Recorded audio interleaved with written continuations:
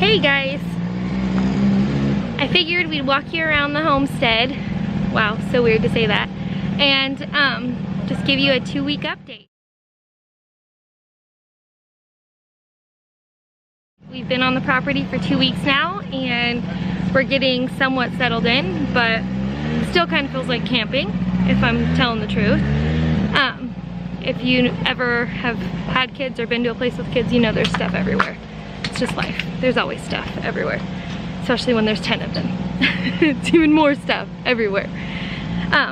So the garden, you guys have had a lot of updates on the garden. You know what's in. So far we have potatoes, onions, celery, some cabbage. The garlic kind of took a poop.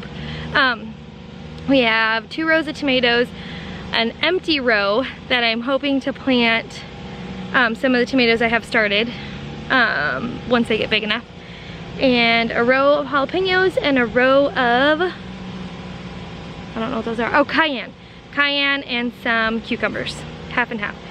And then we, meaning me and Owen and Brandon, took shifts. One day Brandon planted 2 rows of carrots. The next day Owen and I planted a row of carrots and a row of radishes. Straight in the dirt because I ran out of weed fabric. So it's right in the dirt. I'll show you that. There's not much to see. It's dirt still. So that's this right here. This little row right next to the weed fabric is carrots and radishes. And then this is gonna be our walking path right here where you can see the kids already walking. And we're working on saving, praying, whatever, for more weed fabric for the rest of this because weeds grow like crazy here. Like crazy. There's already weeds growing and we've just tilled it just a couple days ago. So here's some starts that I have just sunbathing. I started a bunch of seeds that friends from Instagram have sent me, and I can't wait till they get big enough to plant them in these little empty spots. And I still have some lettuce that I just recently read that you can transplant. So I'm gonna transplant all this lettuce that we had started a month or so back. And these are mostly melons and a couple of herbs, but most of these melons, I think I'm gonna have to till more grass for, till up some more ground for, because melons need a lot of space. So that's the garden update. Let's do a water update real quick here. Our truck, our 4x4 truck is broke again. So we haven't been able to use it for water. Like that's the reason we got this type of container. 1, because it was an amazing deal, and 2, because we can put it on the back of the truck and it can stay on the back of that truck because Brandon doesn't use that truck for work. That's just to get him to the yard, and then he has an actual work truck, which is the flatbed that you guys have probably seen. If not, I'll show it to you. He uses that truck for work. It has a generator and stuff on it, so the water tank doesn't fit on it really well. For emergencies it does, so that's what we've been doing. The boys have filled this, put it on the back of the work truck, filled it halfway, and then slid it off onto this non-usable IBC tote. We got 2 of these IBC totes off of Facebook Marketplace, and they were sold to us as food grade, totally usable for water. When we got them home, we realized they were not, so we can't use those. So we're just using them as stands, I guess that's what we're gonna use them for, or future pig shelters once we clean them out. We still don't have water. We don't have any access to city water. We don't have a well. We're raising money for a well. I will pop in a picture of really amazing mugs that a friend of mine designed with the meaning that I had given her in a sketch. Lindsay of the Cheerful Sharpie is my sweet friend in California, and she hand letters and she designed these amazing mugs.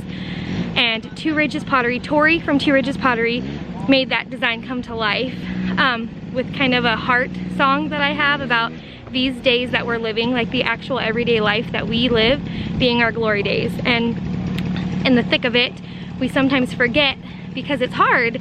It's hard to do this every day, get up and mom, or get up and go to work, or even homestead, because homesteading could be hard and lonely and sometimes unfruitful and lots of failures and whatnot. But we're gonna look back on these days just like we looked back on last year and realize there was so much good there. So that was my heart song, and I kind of shared that with Lindsay, and I gave her a little sketch, and then she drew it up for me. I sent it to Tori, and Tori made it a mug, and it's a sweet reminder every time I drink out of it that these are the glory days. The kids hanging on my legs, the tomatoes that they topped, or the water situation, the water fiascos. We're gonna look back and these are gonna be amazing memories. So let's live it up, because these right now, happening every moment, are our glory days. So those mugs are a fundraiser of sorts. A portion of those mugs, a portion of the sale of those mugs go to help us buy another water tank or save for a well, just get water on our property, because what's a homestead without water, right? You can't do much without water, and water has been a challenge since we got up here. That noise you hear in the background, I really hope you can hear me, but that noise you hear in the background is Brandon going for a joyride with Ellie on the quad, which is honestly music to my ears, because being cooped up in a camper for so long, these guys have dirt bike running through their veins. Like, that is all of these kids' jam. It's Brandon's jam. It's for them to be able to ride is such a sweet thing for me. They love it. It's a really great outlet for them to just ride and just feel free, and I love that for them. All right, I'm gonna keep walking. The chickens are back behind me is the RV, and the chickens are back behind the RV. That's where we park the van, and that's the little outlet down tract 9. So this is the end of the cul-de-sac type thing. This is the end, we're at the end of the road right now, and I'm gonna walk towards 8. Right here, in between 8 and 9, is a bunch of bushes and brambles and just brush that we've been trying to figure out how to clear without causing so much destruction. We don't want to disturb it, we want to do it in a wise way. And I was talking to a friend on Instagram, and she said that goats and pigs would do the job for us, and I agree. We had tossed that idea around about getting goats and pigs and putting the goats on this first and then the pigs to follow behind them. We would need a few sets of electric netting and water, of course. water for the chickens is hard enough to come by. So as soon as we get water figured out and get a poultry netting, I believe that's the way we're gonna go, because this is kind of what we want cleared first. We want to clear all of this area right here, which is the bushes and trees between 8 and tract 9, which is where we're at, and tract 8, which is where we want to be. Right through there, which is tract 8, is where we want to start building a house. So we want to get that cleared first and actually get the RV over there so we can start making that more of our homestead area. This is where the RV is now, and it's definitely temporary for us. This is what we want to turn into chicken area, garden area eventually, because the RV's on a hill and it slants backwards quite a bit, even with the levelers out and everything. So everything's kind of slanting backwards, like that way. Water pours off the counter. It's a hot mess, especially with all the rain that we've been having. It settles and settles, and so it's all slanting downhill. So we have a lot on our plate right now, and we're doing the best to stay grateful and not get overwhelmed. Just choose joy over overwhelm, because we are so blessed to be here. I feel like we fought so hard and prayed so much, and so many people prayed for us, that we don't want to let the overwhelm and the fear steal our joy. So now we're gonna walk over towards 8. This is 9 that we're walking on. The pink flags separate 9, which is here. This is 9. And then 8, which is over here.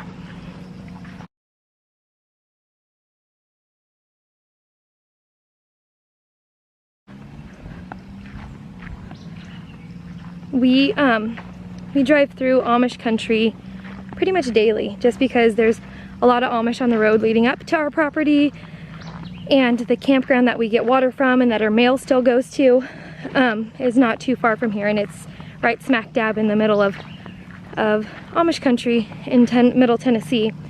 And I love the simplicity of their houses and their lives, and I've come to really love the idea of Amish barn slash workshop and turning that into a house, just because they're so open and the floor plan is just really open and they're just really functional, which is huge for me having so many kids.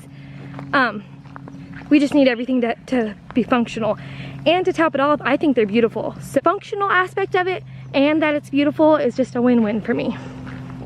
So this is all that brambly bush stuff that we would want some goats to clear right here.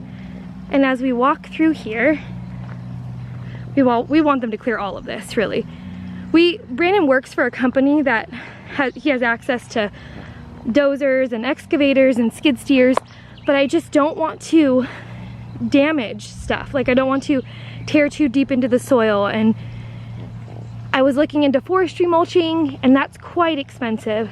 So I figure we'll start with goats and pigs once we can afford that, and then move on from there. This is where we'd want to put a house, we decided. Right here in this little area, we'd want to clear, maybe cut a couple of trees down, but put a house that it starts to dip down back here into a slight ravine, but we would just build that up, and Brandon would want to do a root cellar below, like a basement type root cellar, and then have access to it from the kitchen, like go down a set of stairs. But yeah, I don't even know what this tree is. Do you guys know what this tree is? It's beautiful. If you do, put it in the comments below. But this is track 8. And there's so much that we just, it's amazing to have this much land that you don't even touch half of it every day. And we could do so much once it was cleared. I even think that after having goats on it for a while, and then following them with pigs, and then following the pigs with our chickens, that would need quite a few sets of netting. But I think that we could turn this into pasture over time. And then my dream of having cows, or a cow, would come true. Do you guys hear that little snoring baby?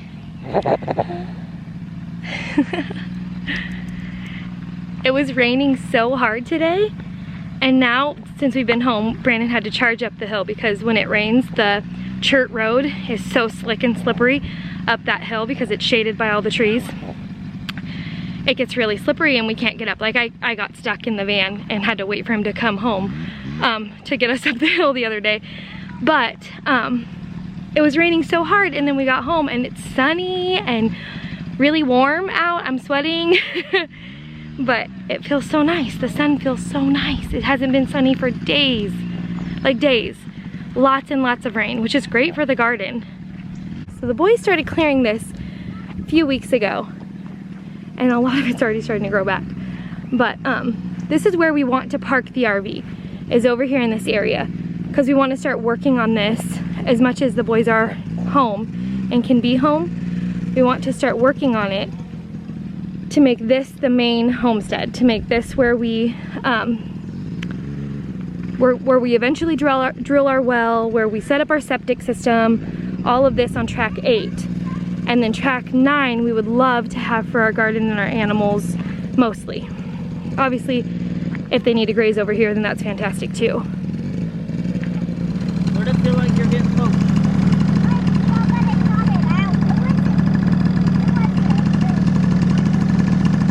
What happened? Yeah, do you like in the middle? Well, sometimes I let her drive and we go wild and we almost hit trees. So would you like to do that? I get to sit on the hard plastic. Perfect. Let's roll. Where are we going? Point me in the right direction. This way, bird.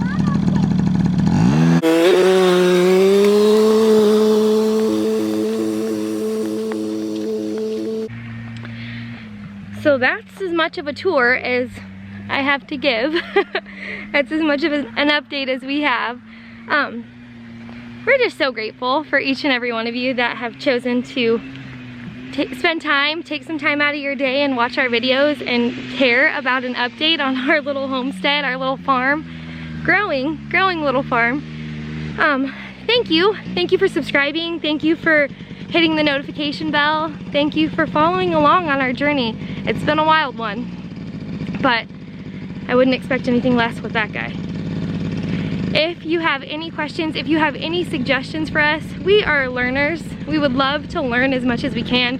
We know we don't know everything. So as we build and develop this land into a homestead, if you see anything that might be helpful to us, any suggestions, anything that you've learned along the way, we would love to hear about it. If you could share it with us in the comments, or even send me an Instagram message, send us an email.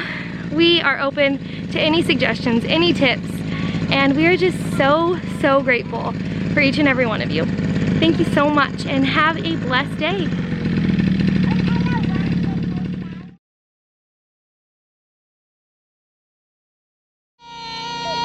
Okay, good. We'll have a good one there. Caden, I see Caden like... It goes to record. I'm not seeing on my tippy toes. There's got to be a good one.